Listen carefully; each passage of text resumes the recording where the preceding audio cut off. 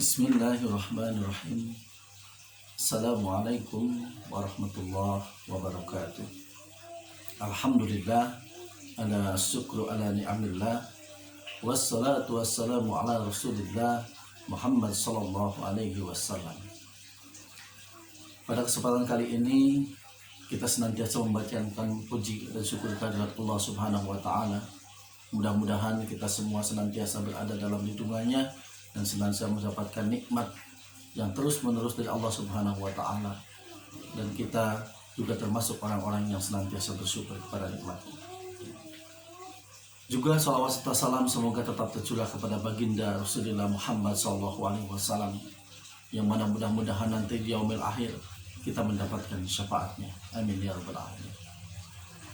Teman-teman yang berbahagia, hari ini kita akan mencoba untuk berbagi inspirasi mengenai masih terkait dengan tema Al-Quran. Di sesi pertama kita telah sampaikan bagaimana cara memperbaiki bacaan Al-Quran kita, termasuk dari pola untuk memahami Al-Quran itu sendiri, untuk memperbaiki bacaan Al-Quran sendiri. Banyak cara, banyak upaya yang bisa dilakukan supaya kita untuk bisa meningkatkan bacaan Al-Quran kita. Di inspirasi yang kedua ini, saya akan mencoba untuk berbagi terkait dengan bagaimana untuk memaknai Al-Quran itu sendiri. Nah, tanpa memperbaiki, tanpa memahami, mungkin Al-Quran itu tidak akan memberikan nilai apa-apa untuk kita. Oleh karena itu, juga seyogianya sebagai umat Islam, sebagai orang-orang yang senantiasa meyakinkan dirinya kepada Islam, Al-Quran itu menjadi sumber utama. Artinya, bahwa umat Islam itu harus senantiasa mendekatkan diri kepada Al-Quran.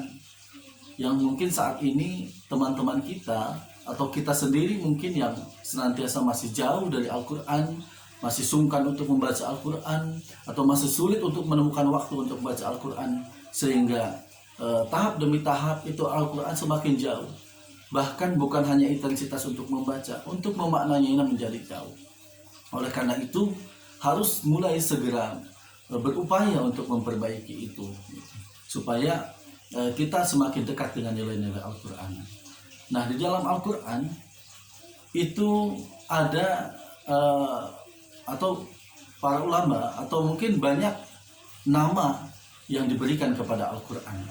Salah satunya bahwa di Al-Quran itu disebut sebagai hudan atau sebagai petunjuk.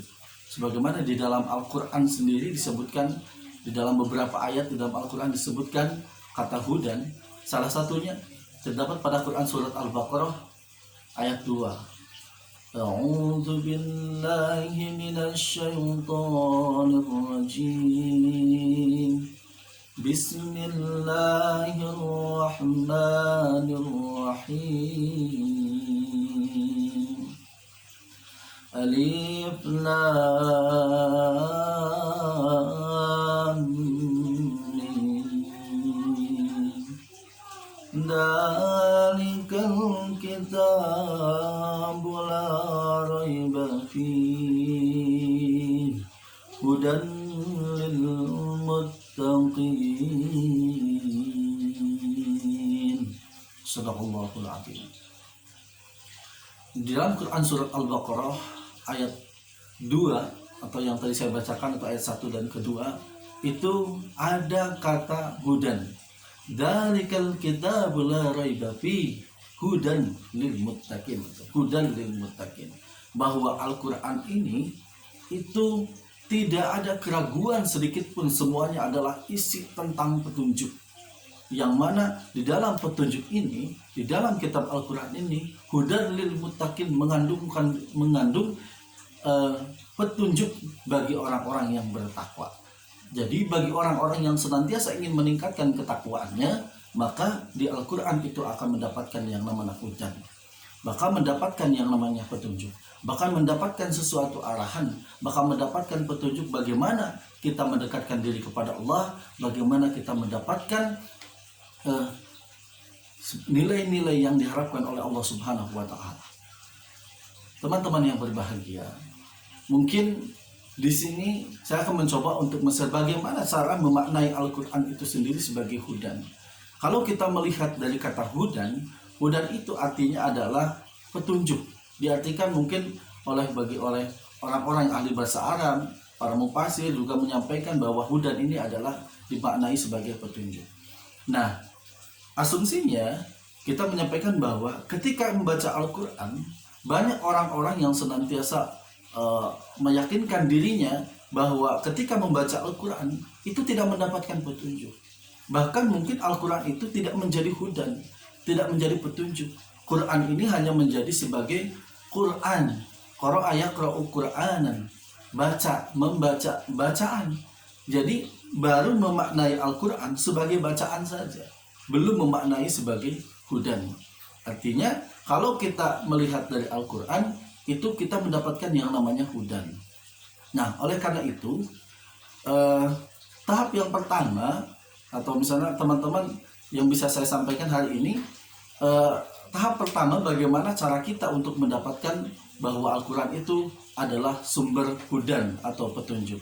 Nah, hari ini bagi teman-teman yang belum membaca Al-Quran, belum mendekatkan diri kepada Al-Quran, itu harus mulai sekarang merapatkan. Di inspirasi yang pertama, saya menyampaikan bagaimana step by step supaya kita melancarkan bacaan Al-Quran. Yang senantiasa masih jauh dari Al-Quran, mulai mengintensifkan pola membaca Al-Quran, memperbaiki polanya. Yang jarang baca menjadi sudah mulai untuk membaca. Kemudian yang sudah membaca tapi dia terbata-bata, maka dia akan berlatih terus-menerus, sehingga dengan berlatih, membaca, mendengar, itu menjadi melancarkan bacaan mereka. Nah, yang selanjutnya di season yang kedua ini, itu bagaimana cara memaknai supaya kita mendapatkan hudan, supaya kita mendapatkan makna dari Al-Quran itu. Maka seyogianya ketika kita membaca Al-Quran, itu salah satunya adalah kita harus mempunyai yang namanya Quran Tarjamah. Kenapa? Karena kita orang Indonesia, orang yang senantiasa mungkin mayoritas bahasa itu bukan bahasa Arab gitu. Orang-orang Indonesia menggunakan komunikasinya menggunakan bahasa Indonesia. Oleh karena itu, banyak para mufasir, para penerjemah Al-Quran, termasuk pemerintah sendiri melalui Kementerian Agama itu menyajikan yang namanya Al-Quran Tarjamah. Nah, Al-Quran Tarjamah ini adalah salah satu upaya bagaimana umat Islam itu bisa memahami Al-Quran gitu. Bahwa Al-Quran ini karena kita lihat bahwa sebagiannya dan sejatinya memang disajikan dalam bahasa Arab. Oleh karena itu sebagian orang khususnya di Indonesia itu mengalami kesulitan. Oleh karena itu hadirkanlah yang namanya Quran Tarjamah. Nah, walaupun Quran Tarjamah ini sebagian orang mengatakan bahwa Al-Quran itu merupakan tarjamah itu bukan makna yang sebenarnya. Dalam artian pada terjemah ini bisa bervariasi, berbeda-beda, walaupun esensinya sama. Nah, paling tidak tarjamah ini adalah dihasilkan oleh para ulama, oleh para cendekiawan, oleh para intelektual yang ahim, yang memiliki kemampuan untuk menerjemahkan bahasa Arab di dalam Al-Quran. Oleh karena itu, seyogianya kita mendapatkan sesuatu di situ. Nah, ini melakukan upaya. Nah, kalaupun memang di sini ada kesalahan, tapi itu sudah beristihad. Dalam artian inilah salah satu upaya untuk memahamkan isi Al-Quran kepada orang banyak. Nah, oleh karena itu, bahwa Quran terjemah ini setidaknya itu akan mengantarkan kita bahwa di dalam Al-Quran apa yang kita baca, itu kita akan mendapatkan sesuatu. Kita akan memahami apa yang kita baca. Nah, ini yang pertama, bahwa milikilah Quran terjemah dulu, kemudian kita membaca Al-Quran dengan menggunakan dua bahasa, bahasa Arab dan juga bahasa Indonesia. Nah, selanjutnya, step yang kedua adalah kita mulai membaca Al-Quran. Membaca Al-Quran itu dengan tidak tergesa-gesa. Dalam artian di sini adalah kita membaca Al-Quran fokus terhadap pemahaman. Kita membaca tidak mementingkan bacaannya banyaknya, tapi lebih mementingkan intensitasnya dan juga fokus utama yang kita baca. Misalnya yang kita baca ini adalah hari ini atau setiap hari kita membaca Al-Quran setiap pagi. Yang kita baca itu bukan berlomba-lomba untuk menyelesaikan satu surat atau untuk menyelesaikan satu halaman, tapi kita membaca ayat per ayat. Ayat per ayat, satu ayat kita baca, kemudian kita baca artinya. Kemudian ayat per ayat kita baca artinya. Satu halaman kita baca artinya. Itu dirutinkan setiap hari. Maka di sini kita akan menemukan bahwa Al-Quran ini adalah memang disebut sebagai hudan. Bahwa Al-Quran itu yang kita baca itu tidak sia-sia. Kita membaca, kita juga mendapatkan maknanya. Yang pertama, ketika membaca Al-Quran saja bernilai pahala luar biasa, pahala kebaikan. Apalagi kalau kita sudah sampai memaknainya, gitu ya. Ditambah lagi nanti dengan tahap-tahap selanjutnya, bukan hanya membaca, tapi nanti ada menghafal, kemudian memahami, kemudian menafsirkan, kemudian mengamalkan. Masih banyak tahapan. Kita masih ada di mana sekarang posisinya? Yang paling tidak hari ini, kita pada kesempatan kala ini, kita bagaimana caranya memaknai Al-Quran sebagai hudan. Nah, salah satu poin utamanya adalah kita mulai menyandingkan Quran terjemah sebagai bacaan kita. Al-Quran, membaca Al-Quran ayat demi ayat, ayat per ayat juga berikut dengan isi terjemahnya. Nanti kalau sudah selesai ini sampai satu Al-Quran, itu baru bisa kita melangkah kepada selanjutnya, misalnya dengan tafsirnya. Nah, ini PR kita sebenarnya gitu ya, untuk menggali bahwa Al-Quran ini menjadi hudan untuk hidup kita atau menjadi hudan dalam diri kita. Maka kita menghadirkan poin-poin penting ketika kita mempelajari Al-Quran gitu ya.